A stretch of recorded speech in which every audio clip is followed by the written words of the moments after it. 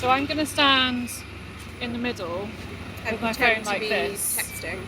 You're clearly not filming. But any I don't astute think security even guard would realise that I have the microphone pointed upwards. Yeah, well, I think we're going to be fine. I'm standing outside Marks and Spencer on Oxford Street, wondering if I'm about to be banned from the shop for life. I'm with two people you may be familiar with by now, producer Hannah and my data sidekick, Patricia. And we're here on a very important mission. We're here to investigate pyjamas. So, underwear, nightwear. Here they are. Oh my goodness. The pyjamas in question feature an erstwhile hero of our times, Percy Pig. He started out life as a pink sweet sold in the M&S food halls, but his popularity has ballooned. M&S now sells Percy Pig tote bags, cuddly toys, bed sets, hampers, pants, curtains, dog beds, kitchenware, and Percy Pig pyjamas. So this is a grey t-shirt with a pig on the breast, and then shorts, which are grey with pigs all over them. Nice soft material. And then, how are the pockets, Caroline? I mean, these are the pockets of my dreams. I mean, my hand fits all the way in, and a bit of my forearm, which is basically... It was the same in every single set of M&S men's pyjamas in the store. Men's ones, I have not been able to find a single set of pyjamas that don't have pockets. And not just a nod at pockets, like proper, massive pockets. Oh, and this one has also a third back pocket. I mean, that's just greedy. Sadly, though, my pocket dreams were rudely shattered when we found the women's section. Okay, here are some bottoms. No pockets. No pockets. No pockets. Not pocket inside. Let's just remind ourselves, every single one of the pyjamas for men that we looked at has one. We have not yet found a pocket in the women's one. So we've looked at 1, 2, 3, 4, 5, 6. No pocket. I'm Caroline Criado Perez, and this is Visible Women, my weekly podcast from Tortoise investigating how we finally fix a world designed for men. This week, I'm investigating a problem that I like to call the Great Gender Pocket Gap. In case you're blissfully unaware, this is the phenomenon where men's clothes feature pockets all over the place, deep, well-placed, useful pockets. And women's clothes, well, they don't. This may sound unimportant, but, well, I beg to differ. I think pocket equality matters, and in this episode, I'm going to make you care about it too. Like the gender data gap, the Great Gender Pocket Gap is something I've been pretty obsessed with for a while now. So much so, in fact, that I once accidentally commissioned polling company YouGov to conduct a survey on the pressing issue of whether or not British women do, in fact, want pockets. If you're wondering how someone could accidentally commission a survey, in my case, it was by tweeting about pockets. I told you I was obsessed. Anyway, the results showed that women do want pockets. Who would ever have guessed? But why, you might ask, am I focusing on M&S? Well, like most good 21st century stories, it all started with a tweet. Hey, at Marks and Spencer, why are your men's and women's Percy Pig pyjama bottoms almost identical, except that the men's has pockets and the women's doesn't? This seems like an at C. Criado Perez #WeWantPockets moment. Facepalm emoji. This was, of course, a red rag to this pocket justice bull, so I went to see what M&S had to say in response. Here's what they tweeted. Hi, Harriet. Our women's pyjamas usually have a breast pocket included as part of their design. We want to keep both our men's and women's PJs at the same price, but wouldn't be able to do this if we added in trouser pockets to the women's styles due to the extra costs. Our team will certainly give this careful thought for the future, and we've let them know this is something you'd like to see going forward. Now, here was an excuse I hadn't heard before. Why would it cost more to put pockets on women's trousers than in men's trousers? And who told M&S women wanted a single tiny breast pocket that fits nothing useful at all, rather than 2 functional trouser pockets? I mean, if you're going to give anyone a breast pocket, surely you'd give it to men. You know, because they don't generally have these sensitive dangly bits that would make putting anything in a pocket on your chest kind of uncomfortable. I decided to tweet M&S to ask what was up. They didn't reply. I then wrote about this mystery in my newsletter in an edition called The Curious Case of Percy Pig and the Missing Pocket. This prompted a bunch of my readers to ask M&S the same question. Does it really cost more money to put pockets in men's trousers than in women's trousers? But still, M&S remained silent. The mystery continued to niggle away at me, and so when we started working on Visible Women, I knew it was something I wanted to try to get to the bottom of. In the studio with producer Hannah one day, I tried to go direct to the source. Welcome to M&S. Just so you know, we may record our calls to help with training. Oh, hi. My name's Caroline. I'm a journalist calling from Tortoise Media. I've got a question about the design of some of your pyjamas. I wondered if there's someone I could speak to.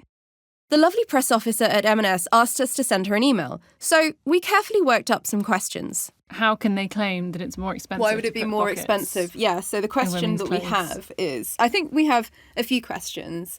Have you done any research to suggest that women would like a small breast pocket instead of functional pockets in pyjama bottoms? And then we waited for our inquiry to work its way through the M&S press office. Now, look, I'm aware that probably no one's going to die from a lack of pockets. Probably. But it's a matter of fairness.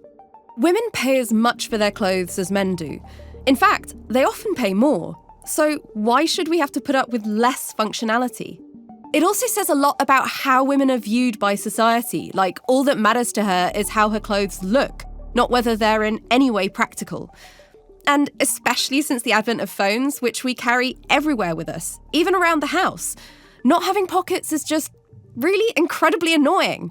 Although, let me assure you, this is not just a modern phenomenon. I recently discovered that there is a long and illustrious history of women complaining about the lack of pockets in their clothes. So, let me take you through a brief pocket history lesson.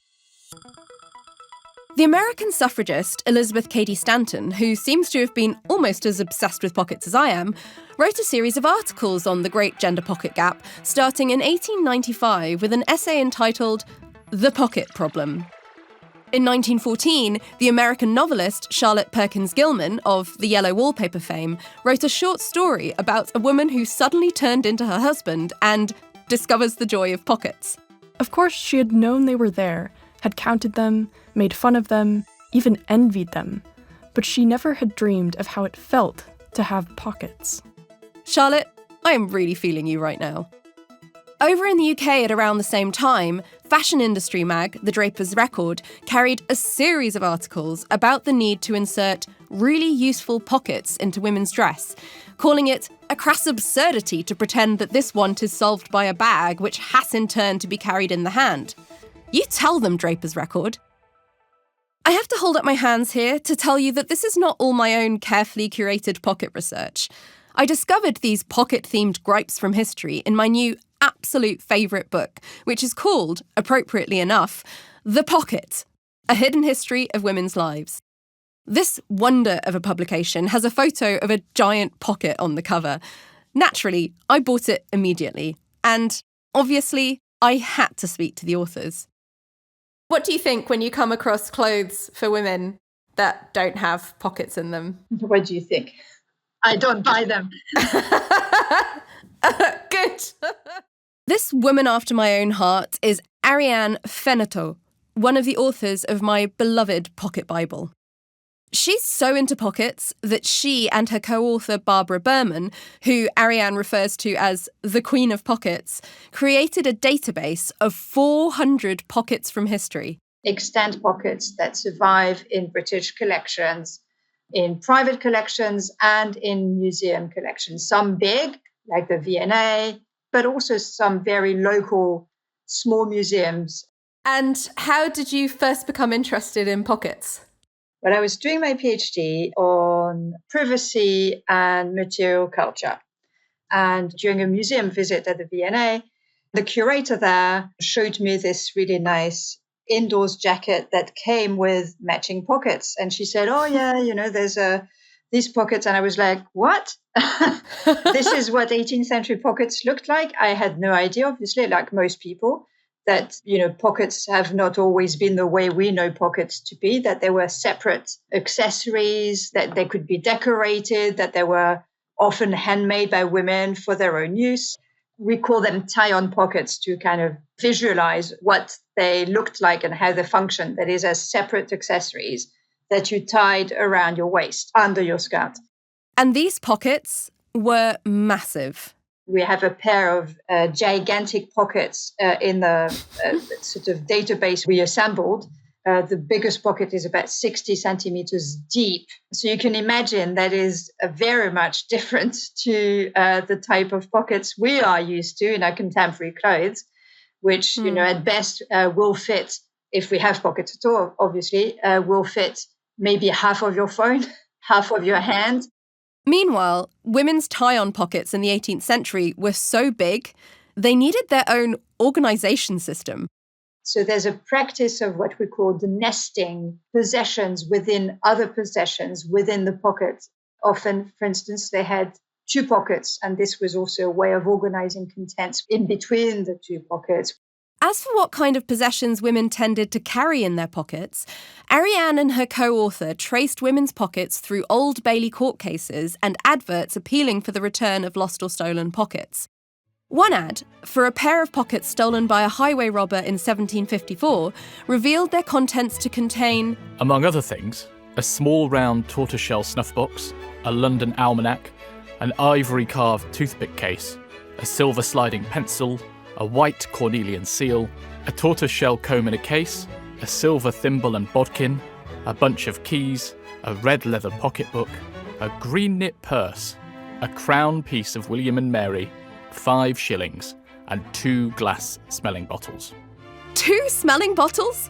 If I could fit even 1 smelling bottle in my pocket, let me tell you, I'd be making liberal use of it to recover from reading this enormous list of items this lady in a coach carried in her pockets. And to be clear, it wasn't just rich ladies who had these wondrous pockets. Ariane says that loyalty to their pockets was one of the few things that connected women across class boundaries. Obviously, women had different types of pockets. Rich women and poorer women would have had pockets made of different fabrics. And you see this in the accounts of elite women when they have pockets made. It's of fine holland, which was a really nice linen, or of silk, was more plebeian women. They also had pockets, but made of sturdy materials. Its functionality was very much the same across the social spectrum. Ariane tells me that she's actually joined this pocket sisterhood herself. Well, I've made myself pockets. Oh, really? The tie-on pockets. And they're great when you travel, I found.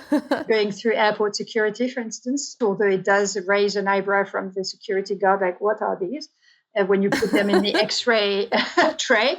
And you made it yourself? Yeah. Wow. I would be in favor of bringing them back, but I think the tie-on pockets were extremely practical, extremely versatile, and they accommodated a lot of the multitasking that was the reality of women's lives. Maybe that still is the reality of women's lives, except we don't really have the pockets to match. So how did we get from pocket nirvana to the pocket desert we find ourselves in today? Well, it's tricky to establish one single cause, but Ariane has noticed a rather interesting coincidence in timing. It is from the moment, in a way, that these big pockets disappear that women start complaining. This was around the early 20th century. This is the precise moment where they do gain rights. They do get the right to vote. They do get the right to property in their own names. So is there a link? It's certainly one to consider. We do know that men were, shall we say, very curious about what on earth was going on in women's massive pockets.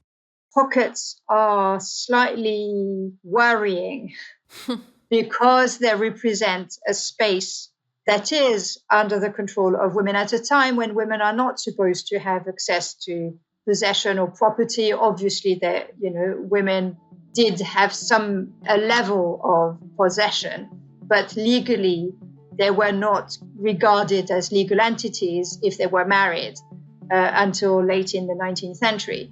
But what is in their pockets is in effect considered as theirs. So it opens a crack in a way in the patriarchal system of controlling women and controlling what women did and what women owned. A pocket was very much a place of one's own. And so because of that, there is a suspicion or there is a curiosity, obviously, about what women had in their pockets. So you see this in the descriptions that are often made of pockets as, are they bottomless, they are enormous, they are gigantic, who knows what women keep in their pockets. And so you have this kind of terra incognita of the women's pockets. Can't trust a woman with pockets, that's what I always say.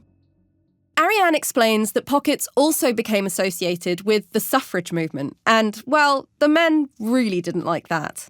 So, for instance, in Punch magazine, often suffragettes are equated with women with pockets, and therefore it's not just the pockets themselves, it's more the bodily attitude that is supposed to go with pockets, so they're more masculine in their postures because they will put their hands in their pockets. So was that seen negatively? Like thrusting your hands in your pockets? Yeah. Yes. It's because it's masculine. So it's not the sort of appropriate or expected demure attitude of women. All this hand thrusting and demanding of rights. So unladylike. I have to add here, I do feel like the very fact that men have historically been so against women having pockets in their clothes is a pretty good argument for why women should have as many big and beautiful pockets in every single item of clothing as is humanly possible. But that's just me. It feels like we might be getting somewhere with the mystery of why women lost their giant pockets. But, I mean, we've had the vote for over 100 years now. Surely the men have got over it and can let us have our pockets back? Well, apparently, not if M&S have anything to say about it. Caroline, I have some exciting news, which is that M&S have got back to me. The bad news was they didn't answer any of our questions, meaning that Hannah, this episode's intrepid pocket correspondent, was going to have to go back in for another round with the M&S press team. Patricia and I were discussing whether otherwise I found a couple of people on LinkedIn who work in design for M&S. Mm-hmm. And so we were thinking maybe we contact them and just say, can you be an insider for us? And and tell us about. So design. wait, do we want these designers to go rogue and like whistle blow on pockets? Or well, I mean, if they want to. While we continued to wait for M&S to solve the mystery of the missing Percy pocket, I decided to try a more hands-on solution to my pocket problems. Anything they can put pockets in, they will put pockets in. And if I don't put a pocket, you always see the one comment going, this would be perfect with a pocket, right? Hannah and I have travelled to Kingston in southwest London to meet Priscilla Okpan. I am a Nigerian fashion designer. I essentially just teach people how to make clothes online because when I was learning, I didn't have access to that kind of information. Priscilla first took up sewing back in 2013, just after she finished university. I discovered I really enjoyed creating clothes, but I had no idea how they worked. So I remember just talking to my dad. I was like, I want to go learn how to sew. And he was like, what, why? You have a degree in microbiology. What are you doing? It took a lot of convincing, but then... Following a 3-month course in Nigeria, Priscilla took herself off to London, where she did a fashion diploma, followed by a fashion design BA. And now she runs her own fashion label called Kim Dave, as well as a popular YouTube channel of the same name. This video is going to be for this mini skirt that has 2 front slits. Today, she has kindly given up her morning to talk to us about pockets. Do you know about the original pockets that women used to wear in the 1700s? I feel like I saw a YouTube video, and I think they used to tie them as separate undergarments underneath the big dresses. Yeah. So have you ever made one of those? No, I haven't. Well, be fun though. Yeah. It would be fun because back home, the women who trade locally in the market, they still use pockets like that. So they tie something called a wrapper. So when they go to the market, they would tie these bag on their waist that has a zip in the front, and they would put their money, their phones, and their keys in there because you're probably cutting meat and cutting fish at the market. They don't want to be having like a handbag. Yeah. So the waist thing would be tied around their waist, and then their wrapper would be around their chest or their waist, or maybe like a skirt would go over it. So when they want to bring out change for you, they literally would lift up the garment, put their hands in, and then That's so interesting. Yeah. Women still use that back home because I'm from Nigeria and I'm from the South, Delta states. I still see that growing up. Yeah. It didn't just occur to me that it's because they don't have pockets in their wrapper. Women need pockets. I'm so pleased to hear these pockets haven't died out everywhere. Funny is we were talking to this historian of pockets, and she was telling us how women always had these tie-on pockets, and then sort of around the 1800s, I think it was, like fashion people started saying, these pockets are like so old-fashioned, and this kind of thing your grandmother would wear. Here, have this tiny pointless bag that you can carry instead. And women were just like, no, fuck that. I'm going to carry on wearing my pockets, which I just loved, the idea that like women, we want our pockets. And then there's like, too. Women from the early 1900s like complaining about clothes not having pockets, which could basically be me. Or even Priscilla, because as I was delighted to discover, she also had some strong opinions on pockets. Like sometimes it's like fake pockets, and then you try to put your hand in and it like gets stuck. See, because I have a strict no pockets, no purchase policy, and I've discovered a pair of jeans that... My no pockets, no purchase policy is pretty inflexible. It's a political stance, my one-woman boycott of women's clothes that don't have pockets. But inevitably, this does rather restrict my fashion options, so I've come to Priscilla with a question. If I were to slightly relax my policy, how easy is it to add pockets to an existing piece of clothing? So it's not difficult, it's just a little bit tricky. It would depend on the style, though. I have a feeling Priscilla and I have different ideas about what difficult means. Still, I'm going to give it a go. Try it. Even if it's not perfect, it will be worth it, I promise. Okay. I'm nervous, but I'm also excited. I showed Priscilla the dress I had brought along with me. It was bright green with black leopard print. And I broke my no pockets, no purchase. Wait, did you actually buy the dress? I bought the dress. And I was planning on wearing it that same night for my birthday party. Ooh, this is the dress. That is nice. That is really nice. Yeah, but can you believe this dress doesn't have pockets? Like there's no reason for it to not. It's not like a form-fitting dress, right? So much room for pockets. They save cost as well when they don't make pockets because it's less pattern, it's less sewing time, and less material. But then they lose the sale. But enough chit-chat. It was time to get to work. Okay, let's go sew. While I was tackling my very first pocket, Priscilla asked me a question that had clearly been pressing on her mind. Why do you like pockets so much? It's more that not having pockets makes me really angry. Really? Yeah. What annoys you about it? Do you feel like some of your freedom is taken away? Yeah, I do. I want to... I like putting my hands in my pockets. It's like a nice place to put them.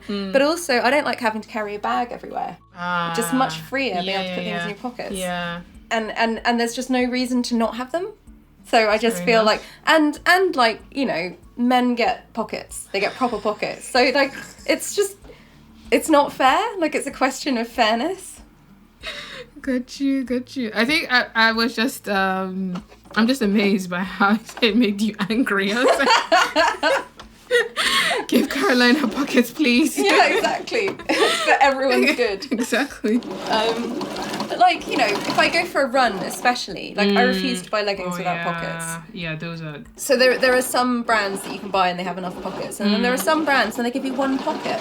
It's very annoying. Naturally, we were including 2 functional hip pockets in my party dress. All right, so that side is all done. We have it all in. We're going to do the other side now. Doesn't look too bad. Looks really good. And while we got going on pocket number 2, I decided to make the most of having a pocket expert right in front of me. So, there was this ridiculous exchange on Twitter. Oh, God.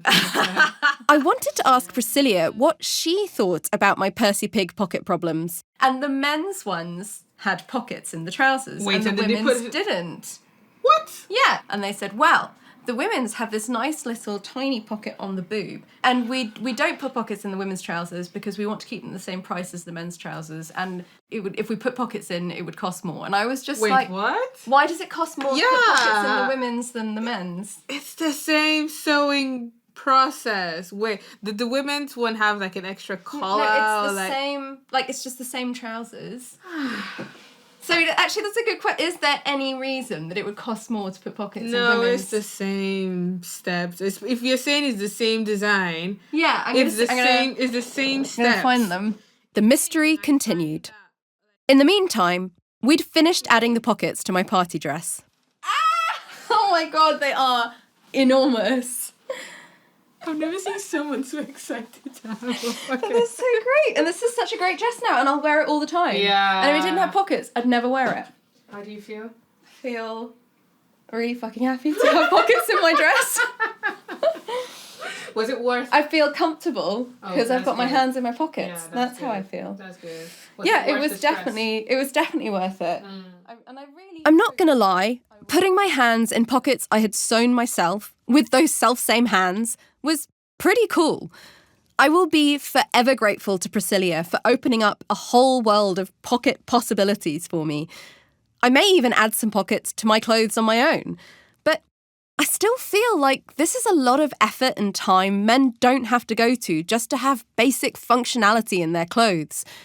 It was time to think bigger. For quite a few years now, I've been tweeting out what I think is a pretty amazing idea. A pocket aggregator website. A one-stop pocket shop on the web, which shows you clothes from all the major retailers, but only the ones with pockets. Think of the time-saving opportunities. Think of the money that could be made by retailers who are featured on this wondrous site. It feels like a total no-brainer for women and for clothing manufacturers. So why doesn't it exist? I mean, I have been tweeting this idea out at regular intervals for quite some time now. Well, it turns out it does exist.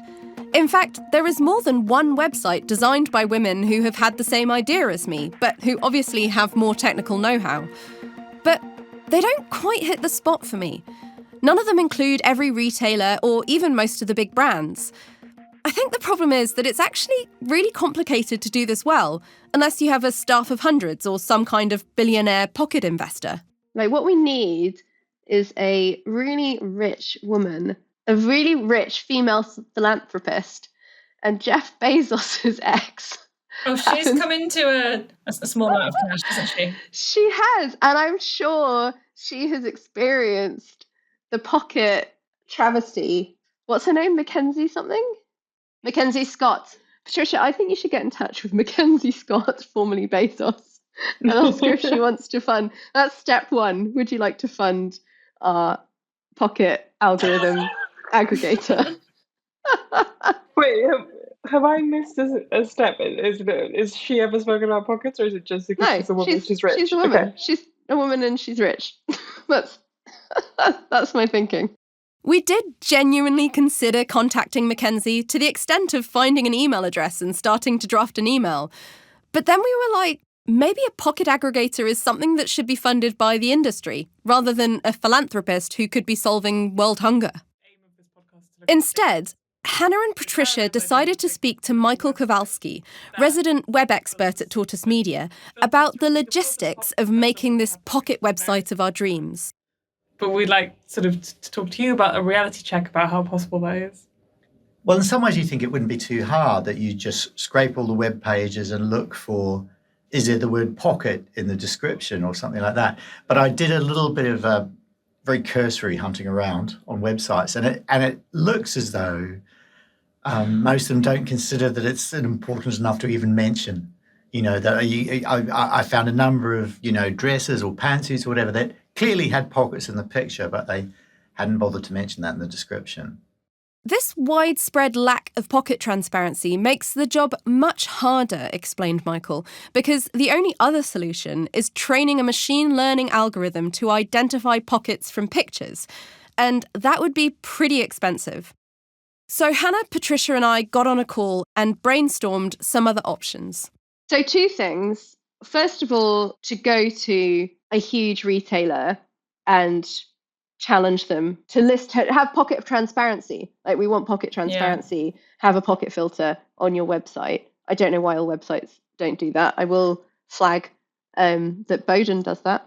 Does it? It does, and that is the sole reason that I bought my summer dresses from Bowden last year, was because they have a with pockets filter, so you don't waste your time. And are they good pockets? They're not any kind proper, of flimsy massive little... pockets. I mean, look, they're not as great as the pocket I made myself with Priscilla, but they're pretty great pockets. And then you'll find shops like ASOS, which do not have a pocket filter and often don't say whether they have pockets in their clothes or not. Look, obviously we should all be trying to avoid fast fashion and finding our clothes in charity shops, but the fact remains that ASOS is one of the leading online clothes retailers in the UK. Even if we don't create this mega website, though, couldn't we ask them for pocket transparency anyway? Yes. If we email demanding a statement, then we're likely to reply. Asking for pocket transparency. So to list whether or not they have a pocket, where the pocket is, whether the pocket fits a standard smartphone, and to include a has pockets filter on their website. Well, this is why you got into journalism, right, Hannah? To affect change. Absolutely. On the things that matter. Hannah had her mission. We were going to try and get ASOS to commit to radical pocket transparency. Things were looking up. But then Patricia dropped this bombshell. I can't find the pocket filter on the Bowden website. What? They're taking it off. Size, style, pattern, midi, mini, jersey, women's dresses. Inclusion. Yeah, I can't see it. Oh my god. They've got rid of it. That's mad. Bowden! How could you betray me like this? Okay, so now I had 2 mysteries on my hands. The mystery of the missing Percy Pig pocket and the mystery of the missing Bowden pocket filter. The cases were piling up and no one was getting back to us.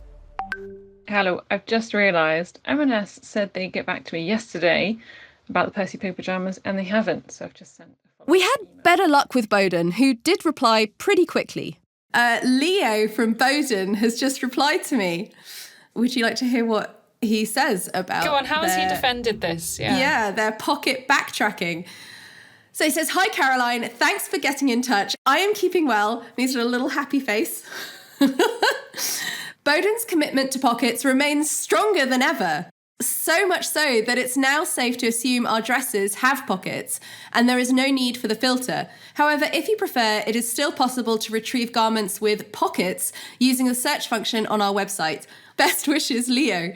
Well, now I feel a bit stupid. However, I was really sure that I found a dress that didn't have pockets. So I just want to go and double check to make sure I'm not making this up. Sadly for both me and Bowden, I wasn't. I've just brought my mum on a trip to Bowden and we're having a look at a couple of the dresses and I've spotted some pocketless designs.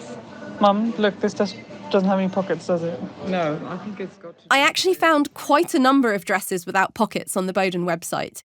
Even more bizarrely, I found dresses that had pockets, but where the pockets weren't listed in the item description. So I went back to the lovely Leo to ask what was up. He said he had passed my query on to the designers, but despite my chasing a couple of times, as of the time of recording, we had not received a response. I'm sad to report that we also struck out at M&S and ASOS, and we never did get to the bottom of the mystery of the missing Percy Pig pockets. So yes, M&S finally got back to me with an answer of sorts, but it was just a statement which didn't answer any of my pocket questions. And they basically said, our sleepwear offers style and comfort at a trusted value. And they sent me some links to their pyjamas. And they said, the design, fit and detail, including pockets, vary across our men's and women's ranges, which we knew already, based on contemporary style preferences. But there's no information on what those contemporary style preferences are based on. That's such a nonsense phrase. Yeah. Whose preferences? Not mine. No. I want pockets. Nor mine. ASOS refused to commit to our request for radical pocket transparency. So Patricia and I sent what I thought was a very good email to ASOS, sort of listing out all of the things that we wanted them to do. Yeah, they got back in a couple of days. Okay. But they didn't say anything of substance or answer any of our questions. Well, how unusual. They had a long statement on gender inequality, which was nice, but it didn't answer the pocket questions. No. Did they address the question about pockets at all? They said they forward our feedback onto the relevant teams. Okay. And I'd like to know which teams. But essentially, they're not going to commit to radical pocket transparency. If they are, they haven't told us. Right. And none of their gender stuff is about pockets. So that's slightly... Fair enough, but it didn't feel like they were really read our email. I just find this so bizarre. Why the reticence? It's such an easy win. And so, as is becoming a bit of a theme on this podcast, we want your help. If you head to the Visible Women page on the Tortoise website, you can click through to a pre-written email that will go straight to ASOS, asking them to implement pocket transparency on their website. We'll put a link in the show notes. Visible Women listeners, let's make equal pockets happen.